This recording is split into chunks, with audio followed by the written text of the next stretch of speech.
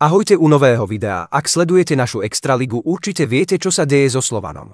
Ak nie, skúsim vám to vysvetliť v jednotlivých kapitolách.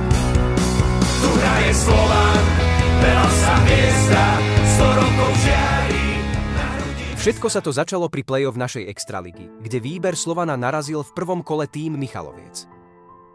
Na Pardavom bola veľká zodpovednosť, Slovan predsa vyhral minulú sezónu 2021-2022, ambície boli určite vyššie. A čo sa teda stalo? Slovan prehral s Michalovcami na zápasy 2-4.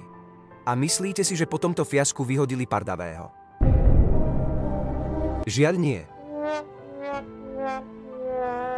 Našťastie po zlých výsledkoch na začiatku sezóny bol Pardavý vyhodený. Teraz si dáme krátke zhrnutie toho, čo urobil Pardavý Slovan. Spravil zmeny v Slovane, ktoré neprospeli Slovanu. Neustúpil aj po krutej prére.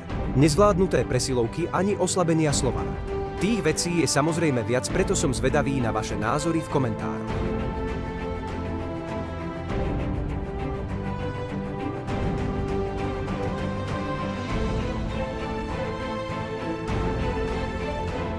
Obidve kapitoly som dal v podstate dokopy, lebo úzko spolu súvisí. Boli aj na vine hráči buď nedobrovoľne, napríklad zranenie Michala Sevsena, ktorého vyradilo na dlhú dobu. Ale hlavne žiadne emócie, žiadny veľký boj o výsledok.